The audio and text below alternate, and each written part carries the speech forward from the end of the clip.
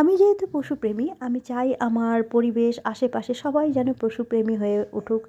আর অন্তত এই বাচ্চাগুলো ভবিষ্যতে যেন কষ্ট না পায়। কারণ যদি আমরা সবাই পশুপ্রেমী হয়ে উঠি, অন্তত এদেরকে তো মারবো না, ঠ্যাং তো ভেঙে দেবো না, মাথা তো ফাটিয়ে দেবো না, গাড়ি তো চাপা দেবো না, এরকম একটা ব্যাপার। প্রত্যেকে যেন প্রতিবাদী হয়ে ওঠে, বাচ্চাদেরকে যেন ভালোবাসে। আর এরা যদি ভালোবাসতে শিখে যায়, ভবিষ্যতে বড় হয়ে এরা যখন বড় মানুষ হবে, তখন কিন্তু এদেরকে কক্ষনোই আঘাত করবে না। আর কীভাবে ধরতে হয়, এই যে শীতের দিনে অনেকে ড্রেনে পড়ে যায় বাচ্চা, কীভাবে তুলতে হবে সেটাও আমি শিখিয়ে দিই।